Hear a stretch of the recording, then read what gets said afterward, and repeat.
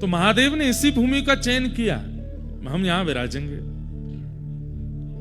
लेकिन नारायण भगवान ने बोली आपसे पहले हमारी दृष्टि पड़ चुकी है यहां पे, हम इसको चुनेंगे। महादेव बोले आपको क्या करना है यहां पे? आप वैकुंठ में रहिए, तीनों लोकों के अधिपति आप, तो पूरी दुनिया में राज कर सकते हैं, लेकिन नाथ ये तप की भूमि है और आपको तप करना नहीं है, तो आप क्यों आएंगे? बोले नहीं, हमें भी तप करना है। महादेव बोले हम आपको तप करते देख नहीं सकते, हमारे स्वामी तप करें ये हम कैसे देख सकते हैं? और आपको तप की आवश्यकता क्यों? तो कल मैंने बताया कि प्रत्येक मानव के लिए तपस्या कर रहे हैं ठाकुर जी। तो पहले महादेव ही विराजमान थे यहां पर, लेकिन नारायण भगवान विचार किए कि राजी राजी नहीं मिलेगी जगह तो छलबल से ले लेंगे हम, और एक छोटे से बालक का रूप धारण करके तप्त कुंड के पास में, जैसे एक बालक किलकारी मार के रोता है, ऐसे ठाकुर जी रोने लगे। पार्वती मैया तप्त सरोवर में स्नान करने जब आई, महादेव से कहा अरे ऐसा लगता है कि कोई देवांगना भ्रमण करने आई थी। बंधुओं एक बात बोले, हम ये मानवों का स्थान है ही नहीं, ये देवताओं की भूमि है। यहां देवता विचरण करते हैं, यहां यक्ष यक्षिणियां विचरण करती हैं, यहां सप्तऋषि विचरण करते हैं, और कईयों को उनका अनुभव होता है।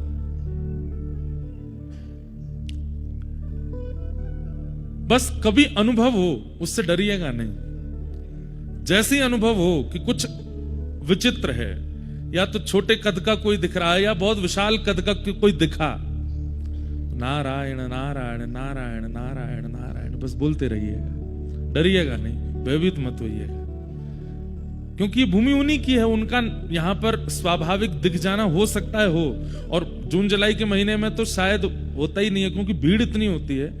अभी यहां बहुत संख्या कम है, मेरे हिसाब से 2-2,500 लोग भी नहीं होंगे पूरे बद्रीनाथ में। इतनी कम संख्या जब होती है तो निश्चित है कि देवजन्य आ ही जाते हैं। तो हो सकता है कि जो यहां निवास कर रहे हो उनको कुछ अनुभव हो जाए, वो बात अलग है। कोई घोड़ा बेच के सो जाता है तो उसको तो क्या ही अनुभव होगा, पर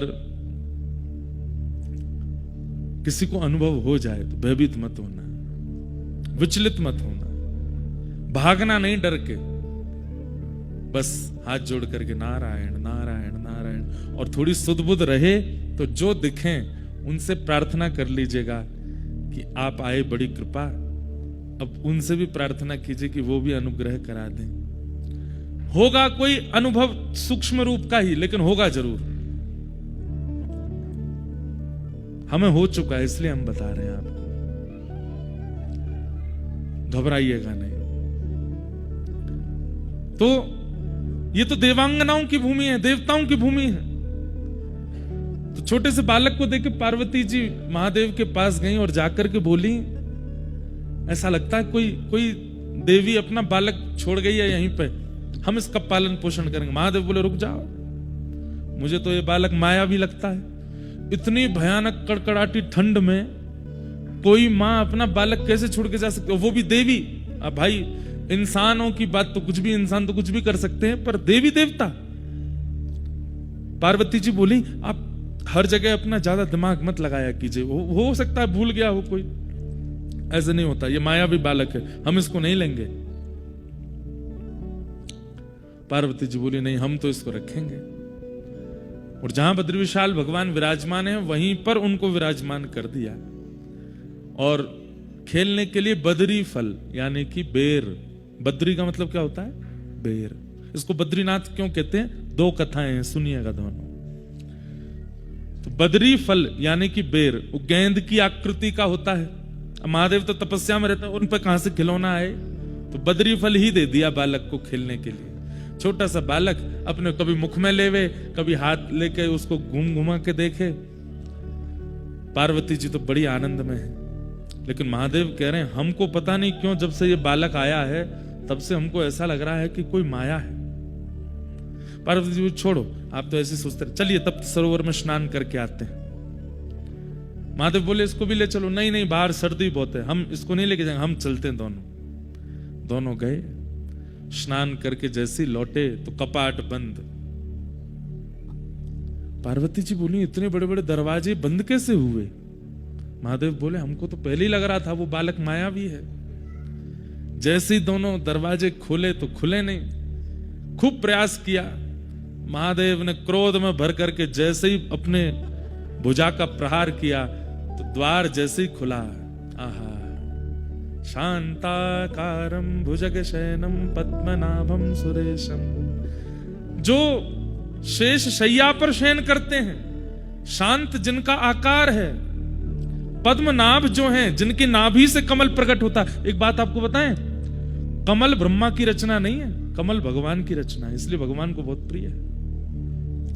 ब्रह्मा जी ने पूरी सृष्टि बनाई, मुझे आपको बनाया, पर कमल ब्रह्मा ने नहीं बनाया। इसलिए आप चाहे जो भी कुछ प्रस्तुत कीजिए, ठाकुर जी की प्रस्तुति में वो वस्तु अति प्रिय है जो ठाकुर जी ने बनाई है, या लक्ष्मी जी ने बनाई है, या किशोरी जी ने बनाई है, या महादेव से प्रकट हुई है। कमल भगवान से प्रकट हुआ है। बल्कि विधाता कमल नहीं बनाते, कमल विधाता को जन्म देता है, कमल पर विधाता आते हैं। विश्वाधारम, पूरे विश्व के आधार जो हैं, ऐसे वेद वर्णम शुभांगम, लक्ष्मीकांतम कमल नयनम, योग भीर ध्यान गम्यम, वंदे विष्णुम भव भयहरम सर्वलोकैकनाथम। ऐसे ठाकुर जी प्रकट हो गए और दोनों भुजा अपने घुटने पर रखी हैं और तपस्या की मुद्रा में ठाकुर जी विराज गए। महादेव हाथ जोड़ के बोले, भगवान आपको तप की आवश्यकता क्यों है? किसकी प्राप्ति करना चाहते हैं? किसी की नहीं, बस मानवों के सुख के लिए तप करना है। ये संसार के जीवात्मा प्रसन्न रहे, ये संसार के जीवात्मा कर्मफल प्राप्त करें, उनके लिए तप करना है। तो बदरी फल से जो बालक खेलते खेलते नारायण के रूप में प्रकट हो गए, इसलिए भी इनका नाम बद्रीनाथ है।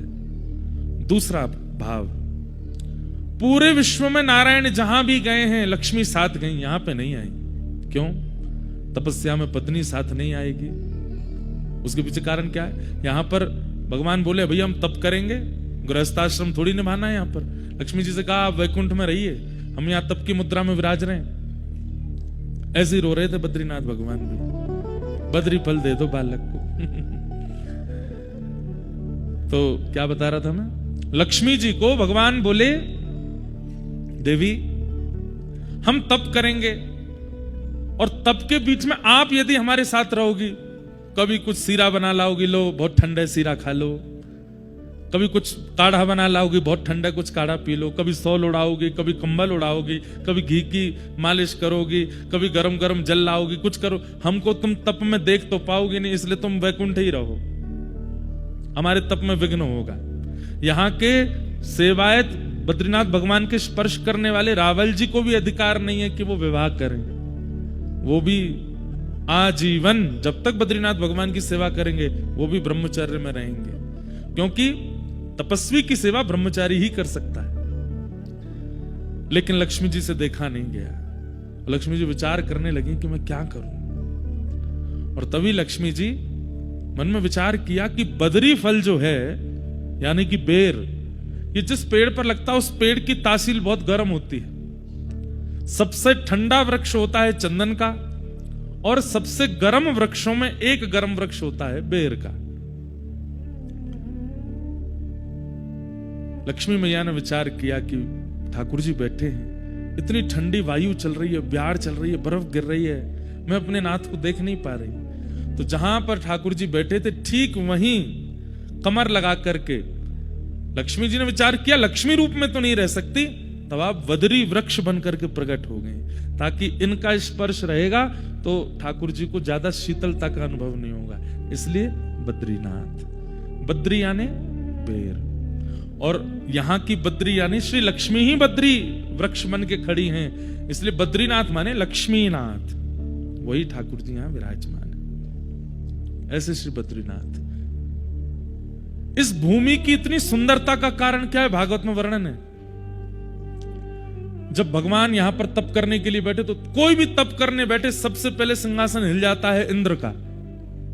इंद्र सोचता है कि अब ये तप करके मेरे सिंहासन को लेंगे। इंद्र को यह नहीं पता कि वो त्रिलोकीनाथ हैं, वो चाहते हैं तो तुम सिंहासन पर बैठते हो, लेकिन फिर भी उसको चिंता हो गई। इंद्र ने एक ही बाण है उसके पास सबकी तपस्या भंग कराने का, कामदेव से जाकर के कहा,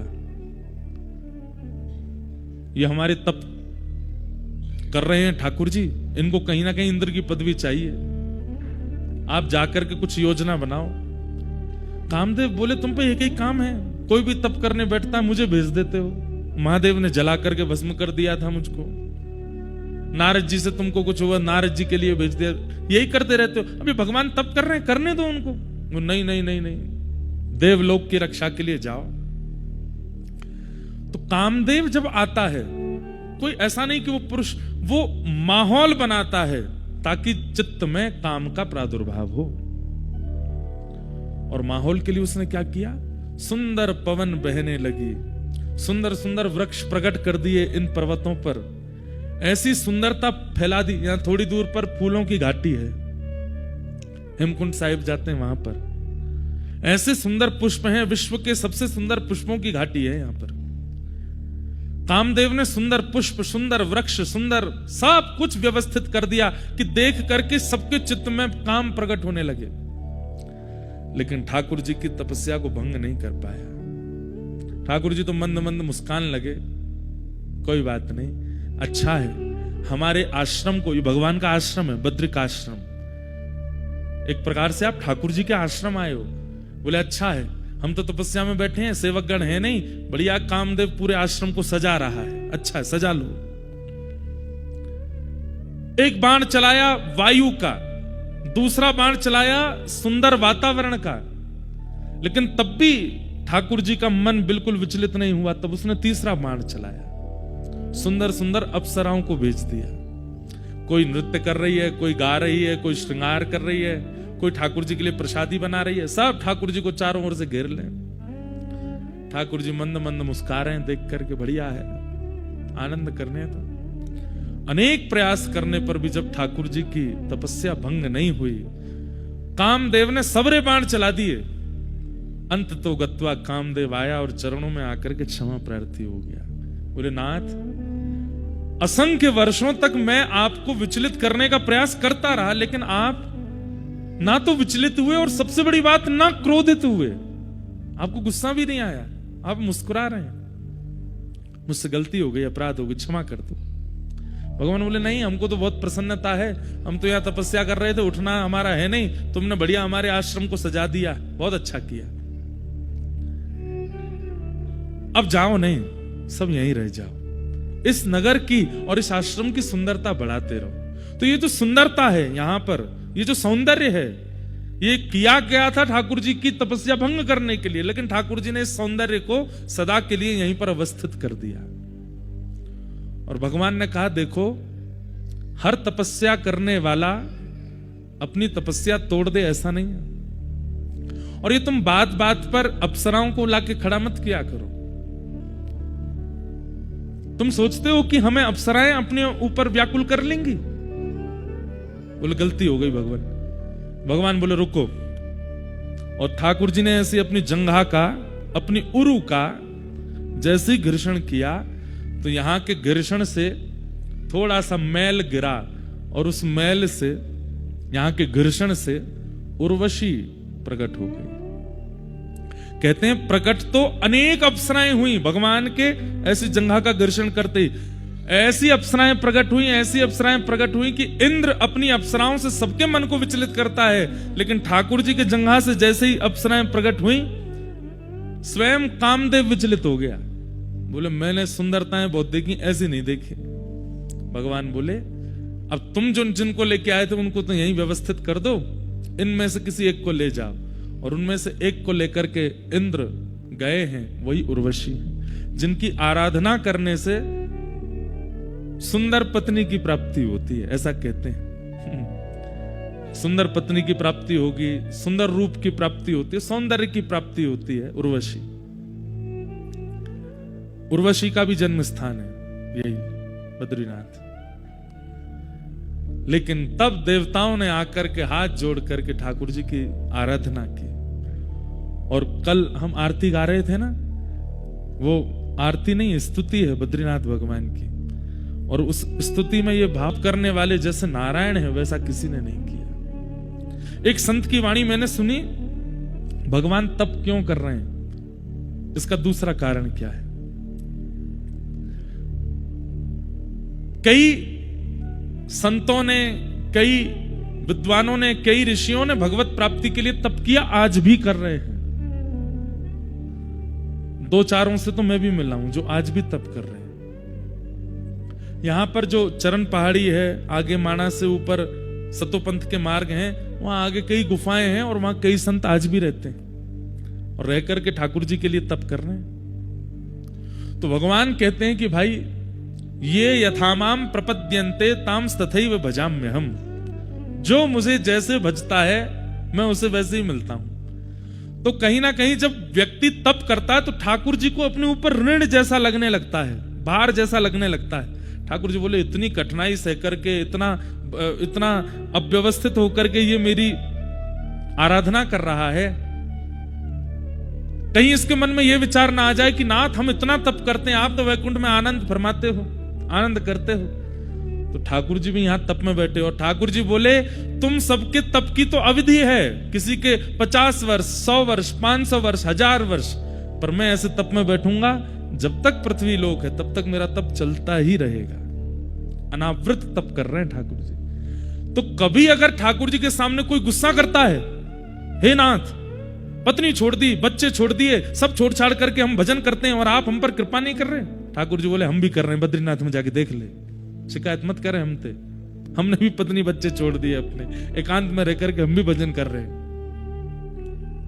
तो कहीं कोई शिकायत ना करे और कहीं कोई ठाकुर जी पर ऋण ना डाल दे, इसलिए भी ठाकुर जी यहां तप में बैठे और हमें दिखाने के लिए बैठे हैं। बोले तुम क्या तप करोगे, हमारा तप देखो कैसा तप है, अद्भुत। ऐसे हमारे श्री बद्री विशाल भगवान, उन्हें हम बारंबार प्रणाम करते हैं, उन्हें बारंबार वंदन करते हैं।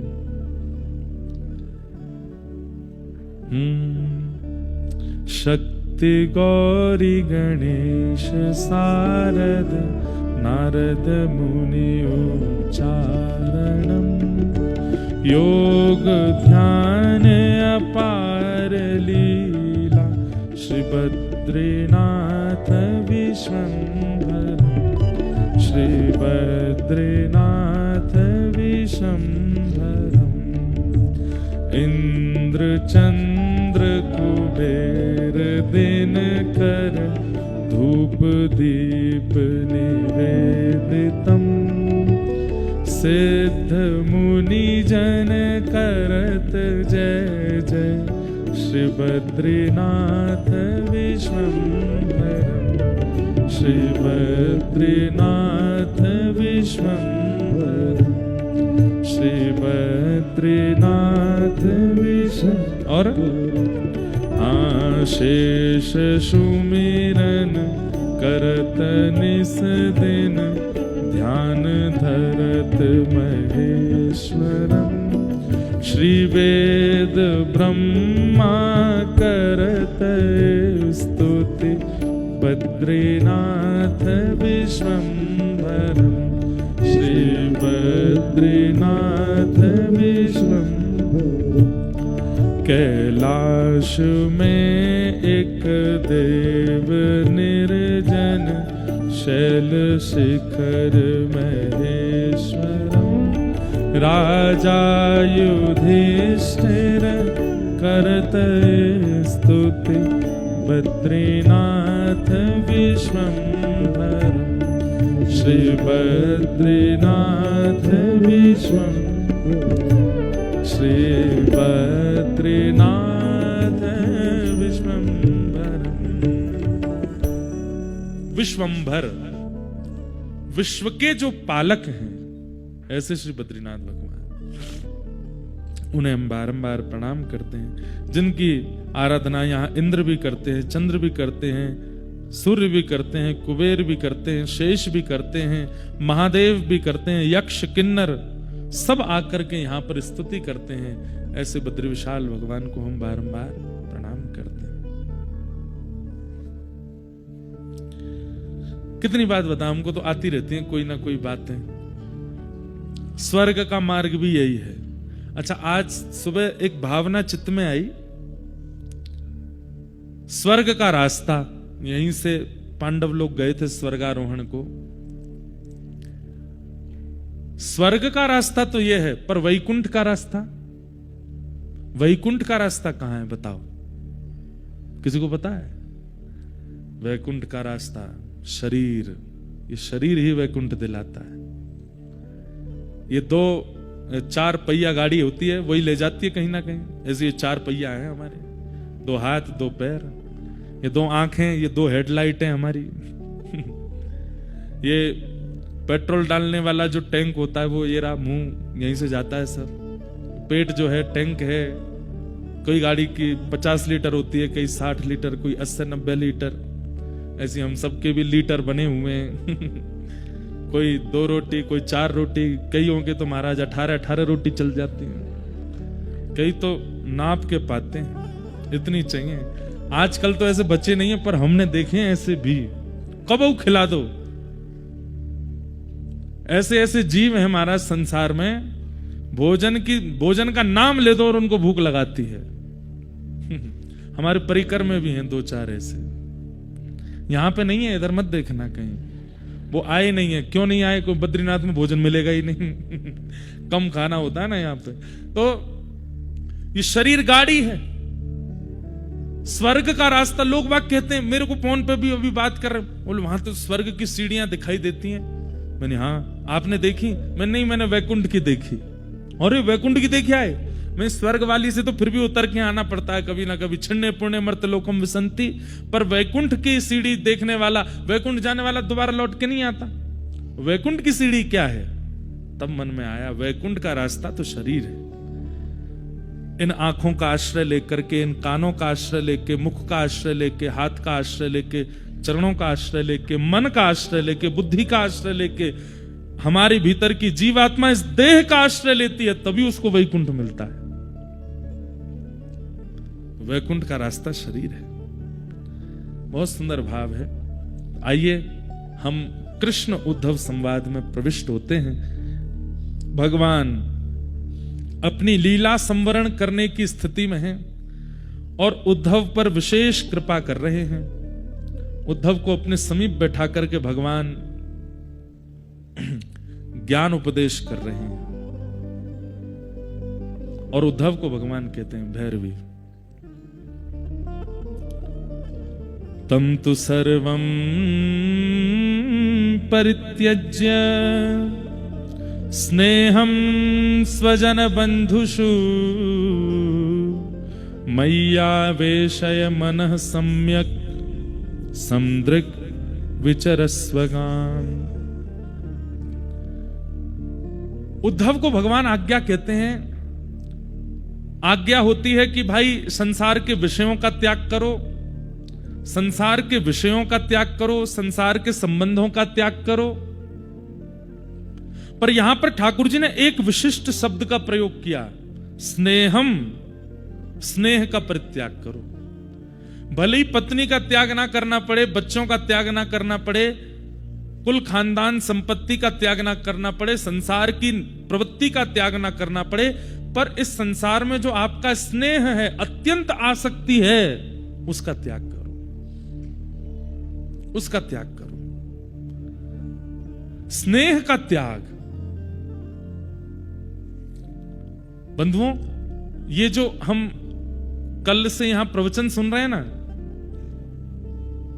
मुझे पढ़ते पढ़ते इतना आनंद होता है, इतना रोमांच हो जाता है चित्त में। क्यों? क्योंकि ये बातें स्वयं श्री कृष्ण बोल रहे हैं, स्वयं ठाकुर जी बोल रहे हैं। वेद व्यास जी बोल रहे हो, शुकाचार्य जी बोल रहे हो, आचार्य चरण बोल रहे हो, तब भी हमको आनंद होता है। पर जब स्वयं भगवान बोल रहे हैं तो एक प्रकार से प्रमाणित हो जाता है कि भाई स्वयं ठाकुर जी बोल रहे हैं, तो इस बात को तो मानना है। ठाकुर जी यहां पर स्नेह के परित्याग की बात कह रहे हैं कि स्नेह का त्याग करो। सबके प्रति जो तुम्हारी आसक्ति है उसका त्याग करो। उद्धव जी महाराज सुन रहे हैं और उद्धव जी तुरंत प्रश्न करते हैं, योगेश योग विन्यास योगात्मन योग संभव निःश्रेयसाय में प्रोक्त त्यागः संन्यास लक्षण। बंधुओं, अगर किसी व्यक्ति को रोटी की भूख लगी हो और आप उसको दूध निवेदित कर दो, क्या उसका पेट भरेगा तृप्ति से? नहीं भरेगा। किसी व्यक्ति को रोटी की भूख लगी है, आप उसको दूध ऑफर करो, दही ऑफर करो, पानी ऑफर करो, कुछ भी, मतलब रोटी के अलावा कुछ भी देने का प्रयास करो।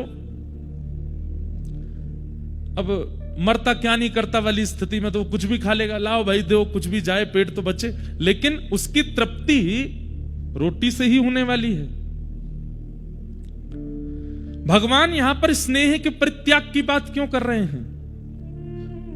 स्नेह क्या है? आत्मा का आहार है। बहुत ध्यान से सुनिएगा।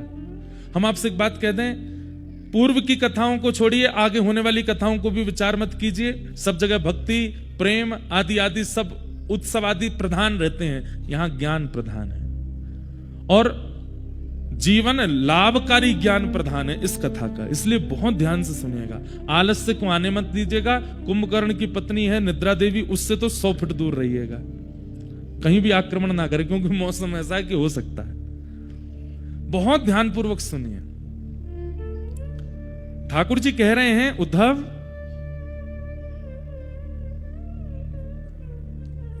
व्यक्ति की भूख रोटी मिटा सकती है, दूध नहीं, दही नहीं, अन्य अन्य सामग्री नहीं।